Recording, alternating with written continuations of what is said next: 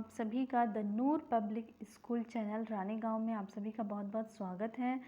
इस चैनल में हम आपको आपसे सब्जेक्ट से रिलेटेड और अदरवाइज़ टॉपिक से रिलेटेड पढ़ाई करवाते हैं, जिसमें आप आराम से देखकर धीरे धीरे उसको पढ़ सकते हैं, सीख सकते हैं। जब आपका मन करे तब आप उसे यूट्यूब में सर्च करके पढ़ सकते हैं। और आइए आज हम पढ़ेंगे क्लास 5 का इंग्लिश सब्जेक्ट में हम पढ़ेंगे lesson 3 the fish and the duck. आप हमारे चैनल में जो बताया जाता है आप लोगों को पढ़ाने के लिए, उसको देखिए, पढ़िए, समझिए और जो प्रॉब्लम्स होती हैं उन्हें हमें बताइए। और हमारे चैनल को सब्सक्राइब कीजिए, लाइक कीजिए और हमें भी प्रमोट कीजिए ताकि हम आपकी ज़्यादा से ज़्यादा हेल्प कर सकें। आइए हम पढ़ते हैं क्लास 5 का इंग्लिश सब्जेक्ट का lesson 3 the fish and the duck. Miss Bambi the fish. Miss Bambi क्या है? एक फिश है। Was merrily swimming with her friends. यहाँ पर देखिए, miss Bambi the fish was merrily swimming with her friends. Miss Bambi एक fish का नाम है, एक मछली का नाम है, जो क्या कर रही है? अपने फ्रेंड्स के साथ स्विमिंग कर रही है। मछलियाँ जिस तरह से पानी में तैरती हैं। She saw Sumit sitting on the shore. उसने देखा कि सुमित क्या कर रहा है? किनारे पर बैठा है, नदी के किनारे पर बैठा हुआ है एक सुमित नाम का बच्चा।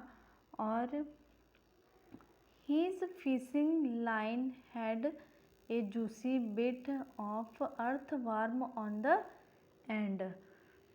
उसका जो मछली पकड़ने का कांटा होता है, मछली पकड़ते हैं, है ना, मछली पकड़ते हैं तो क्या होता है, उसमें हम कुछ ऐसी चीज़ें लगाते हैं जिससे मछलियाँ आराम से खा सकें और उसे टेस्ट लगे। तो वो अर्थवॉर्म मतलब केचुआ, रसदार केचुआ को उसने अपने मछली के कांटा में फंसाया हुआ था। और Bambi said to herself, Bambi खुद से कहती है, what a tasty trap. She went to all the fishes and said. वह खुद से कहती है कि वाह कितना टेस्टी ट्रैप है, कितना स्वादिष्ट जाल है। और वह अपने she went to all the fishes and said, वो अब दूसरे फिश के पास जाती है और कहती है, let's go somewhere else on we will be eaten up. चलो हम सब वहाँ पर जाएंगे और उसे खाएंगे। Then she found a shell. उसके बाद क्या होता है? Then she found a shell, a king shell and hung it by the hook. फिर उसे एक क्या मिलता है? शेल मिलता है। शेल मतलब होता है शंख की तरह, है ना, शंख जो होता है वो मिलता है। तो वो क्या करती हैं? उसे उसके हुक में टंगा देती हैं। किसके हुक में टंगा देती है? सुमित जो कहाँ बैठा था? शोर, किनारे में, नदी के किनारे में जो बैठा था मछलियों को फंसाने के लिए, उसमें क्या करती हैं? वो टंगा देती हैं। कौन? बाम्बी मछली। Sumit said, I think I have a big fish on my hook. Sumit सोचता है कि मेरे जाल में बड़ी सी मछली, मेरे हुक में बड़ी सी मछली फंस गई है। Let me pull it out, what's this. चलो मैं इसे खींचता हूँ। फिर वो देखता है तो कहता है, व्हाट्स दिस, यह क्या है? It is a king shell not a fish, how unlucky I am. वह बोलता है कि ओहो, यह तो किंग सेल है और मैं कितना अनलकी हूँ, यह एक मछली नहीं है। यह देखिए, चित्र में आप देख सकते हैं, सुमित बैठा हुआ है नदी के किनारे और यहाँ पर बहुत सारी मछलियाँ हैं। सब मछलियाँ क्या कर रही? हुक के आसपास मंडरा रही हैं। बाम्बी ने उन लोगों को बुलाया था और उसने क्या किया था? एक शेल को इसमें फंसा दिया था, है ना। तो इस तरह से क्या होता है? सुमित दुखी हो जाता है। फिर देखिए क्या है, Bambi had a good laugh, हा हा हा। बाम्बी बहुत अच्छे से हंसती है खुशी के मारे, क्योंकि वह क्या होता है? पकड़ाने से बच जाती है। Ducky Duck saw Bambi and paddled to her. Ducky Duck उसे देख रही थी। डकी डक क्या हुई, उसके चतुराई से खुश हुई। Ducky Duck said you are very clever Bambi, come be my friend. Ducky Duck उससे कहती है कि तुम बहुत ही चतुर हो बाम्बी, और आओ मेरी दोस्त बन जाओ। फिर बाम्बी क्या कहती है, देखो।